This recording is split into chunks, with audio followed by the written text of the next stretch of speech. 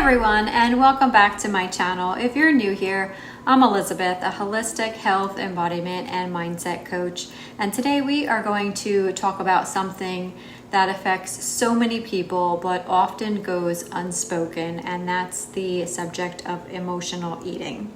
If you've ever found yourself reaching for food when you're stressed, lonely, bored, or upset, then you're not alone. Emotional eating is a pattern that can feel frustrating and even out of control. But the good news is that it's not about willpower, it's about healing the root cause that's behind why you turn to food in the first place. In this video today, I'll explain what emotional eating is, the main triggers behind it, and how you can start addressing and healing these patterns, including how shadow work can help. And finally, we'll look into how healing emotional eating can transform not only your relationship with food, but also your health, your confidence, and your overall quality of life. But before we begin to dive into today's topic, don't forget to check out the description box below for all of the ways that you can work with me and all of the resources that I provide to help you on your healing journey.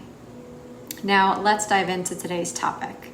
Emotional eating is when we use food as a way to soothe or numb our emotions, rather than eating to satisfy our physical hunger cues. Food becomes basically a coping mechanism in a way to do things like manage stress, sadness, boredom, or even in times of celebration. Now, don't get me wrong, I personally love food and would consider myself basically a foodie, eating practically any type of food under the sun. And I've also have used food as a method of comfort in the past myself at times.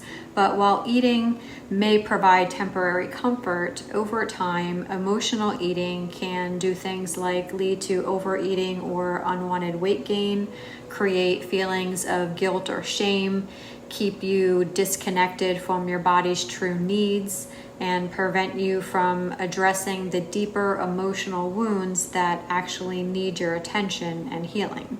The truth is, emotional eating is never really about the food, it's about the feelings underneath the behavior, and that's where we need to begin. Let's talk about some of the most common triggers that you may experience that can cause emotional eating and how to begin addressing them. So first of all, stress and nervous system dysregulation can be one. When you're stressed, your body releases cortisol, which can increase cravings for things like high sugar or high fat foods. And this is your body's way of looking for quick energy and comfort. It can also be a healing step for something like this can be to focus on nervous system regulation techniques like breath work, meditation, grounding practices, and daily time in nature. A connection to nature is one of the most powerful healers, and I highly recommend spending time outdoors, even if it's just a daily walk in your local park down the street. Shadow work can also help uncover why you may be living in a constant go mode or why rest feels unsafe to you. My upcoming shadow work course that I'll be releasing, or my 12-week coaching program, can also help you go through this process and heal triggers. Next is unprocessed emotions like sadness, anger, or loneliness, for example. Food often becomes a way to numb emotions that we don't feel safe to experience. Maybe you were taught to be strong or not show anger or sadness, so food steps in as a way to soothe. The healing step that you could take would be something like shadow work, as I mentioned. It invites you to sit with these disowned emotions and integrate them.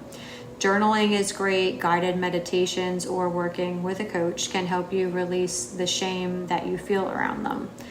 And also childhood conditioning and comfort is another one. Many of us grew up associating food with things like love, a reward, or comfort. For example, getting ice cream when you did well, or sweets to cheer you up when you were sad. These patterns can carry into adulthood like many others. But a healing step that you could take would be something like reframing what comfort means to you.